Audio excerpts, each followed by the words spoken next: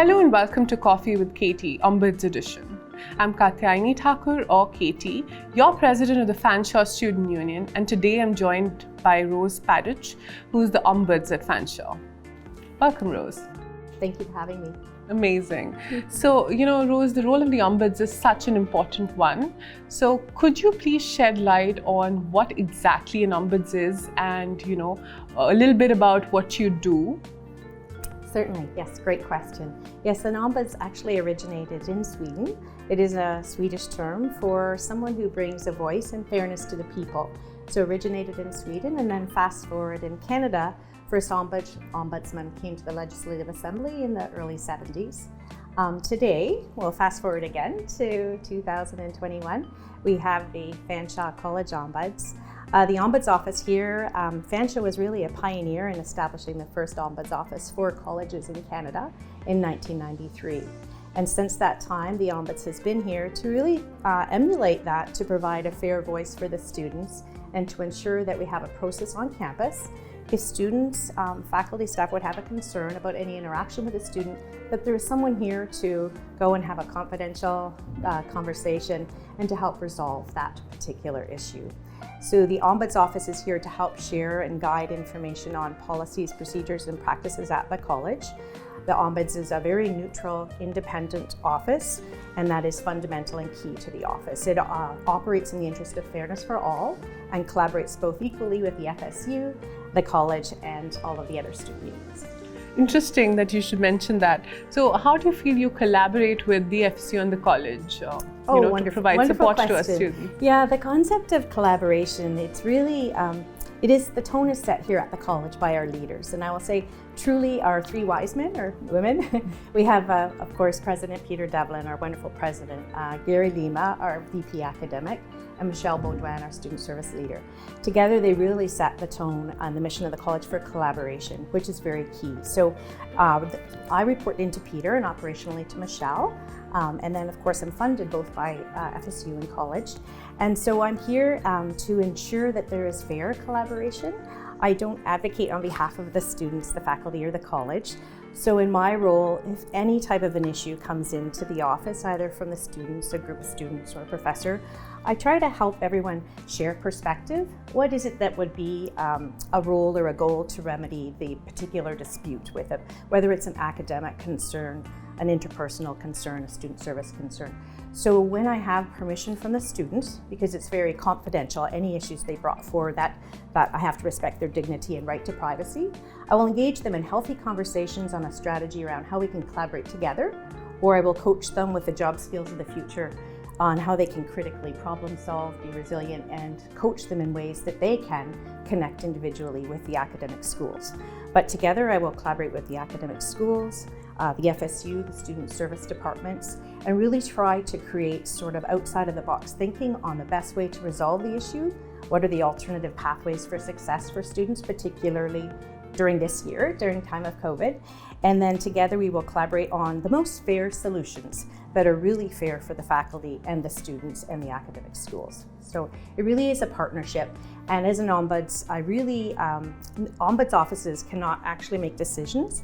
They can only make recommendations on particular individual cases or recommendations to the college as a whole. So I really try to help facilitate possible options and recommendations. And then if that resonates with the students and the professors, then that might be the solution. So Rose, if students have an academic concern, what would you recommend? Oh, that's an excellent question. That's why we are all here, right? For the academy and for scholarly activity, and to really ensure that our students are taken care of. So it's a great question, Katy. I would like the students to know that our professors, majority are wonderful. We have a great group of faculty in our academic schools, associate deans and deans here. And I'd really like to say for all those members of ASLT and for everyone, I'd strongly encourage students as the best they can to put their best foot forward and in a very respectful way, reach out to the professor to resolve any type of academic discrepancy. I've always told the students, in my former hat when I was at the University of Waterloo for years, I would tell the students often that really, professors cannot measure your intentions.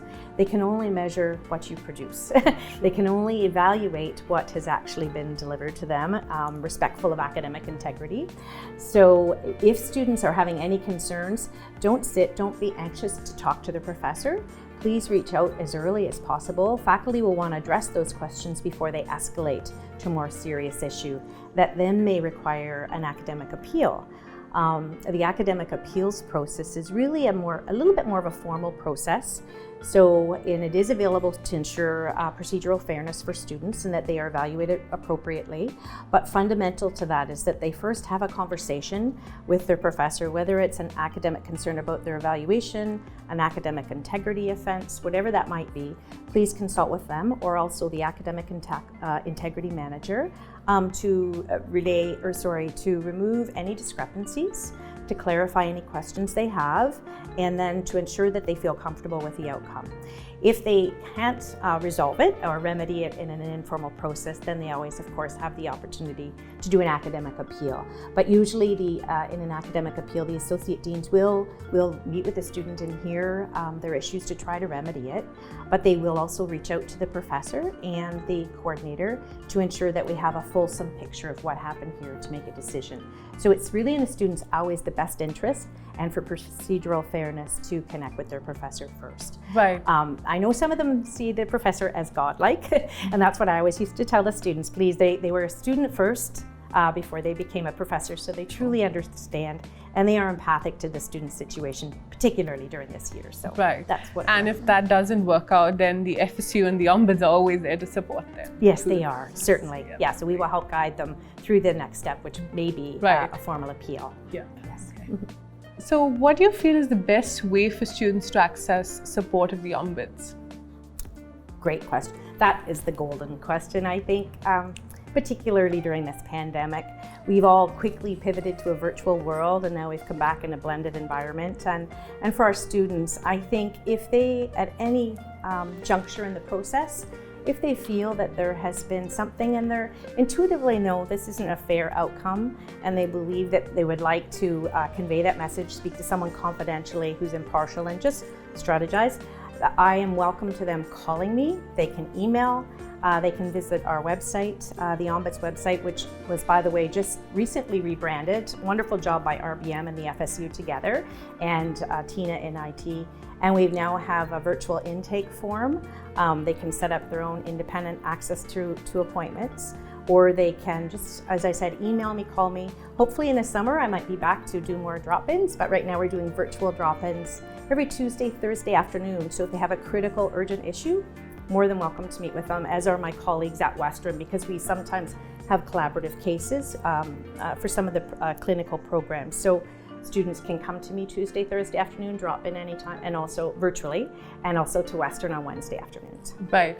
And the FSU is also always there to help and support students through their appeals process, or, to come to a fair outcome, because the FSU is basically about advocating for the students. Yes. And yes. The role slightly differs from the role of the Ombuds, because we actually actively, raise the student voice on very important issues as well. Yes. But you'd say that the Ombuds is a confidential position, right? I mean, is confidentiality and privacy maintained? Yeah, that's a great question. I really think for us to engender the trust of our students, often if students can meet with someone in person, they have that ability to assess their feeling of trust. And I've always said fundamental and key to the office are the pillars of ombudsman is really to be independent, impartial, and strictly confidential.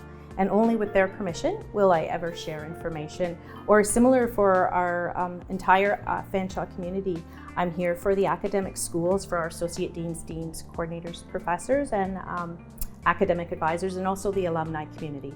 I receive lots of calls, actually hundreds a year from that group, and we will do a consult and we can just brainstorm situations and leave it as sanitized data. We don't need to know the name of the student, the professor. We can just share a scenario and look at possible options for solutions and resolution.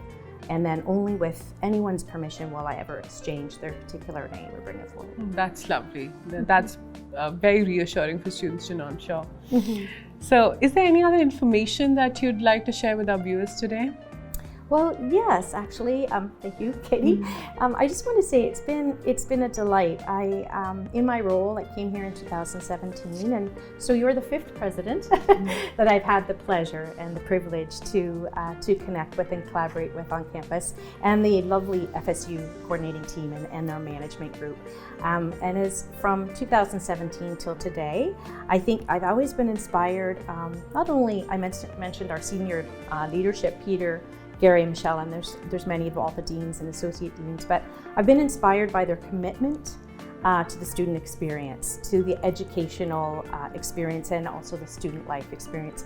And really during these times, I've seen people do some pretty heavy lifting, quickly pivot to provide every alternative they can for student success together with our student services group. And it's been a pleasure for me to be part of that, and it's just been a delight to work with you, Katy, and to really learn every day from our students that no matter what happens, we can always make it maybe a little bit better, a little bit more fair. It's not grammatically correct, but we will have a fair outcome, and at least together we are better, and that's what we've really learned this year. So it's been a pleasure to be here. Thanks so much, Rose, and the feelings are completely mutual, and it's been a pleasure and delight for me to get to know you, working as the FSU president. We collaborate on many things together, and so does the advocacy and communications coordinator with you. We're very thankful for having you support our students. Thank you, Katy. Well, thank you so much for your time today, Rose, and I really think that our students now have a better understanding of the role of the Ombuds and how the Ombuds and the FSU are there to support students through distress. Thank you, Katy. I really appreciate being here. And as I mentioned earlier, we at the college, it's really about our students, right? We have wonderful faculty. They want to teach, they want to be there, but all of us, all of the student services together with the FSU and the academic schools want to be here for the students. And particularly I must say, because it is the Ombuds edition, I am here at any point in the juncture if the students believe that they have a question and aren't sure how to proceed about a particular academic decision that's appeared to be unfair or a student service issue, please reach out. It's confidential. We can have a quick powwow and they can be on their way in a few minutes, or we can go into something that requires a little bit more time. So I really appreciate you bringing me here today so that students are aware of some of the services. And as Michelle said, we all are here for you, part of our campaign. So please reach out if needed. Thanks, Rose. You're welcome, Katy. Well, thank you so much for watching Coffee with Katy. I'll see you soon. Until then, take good care.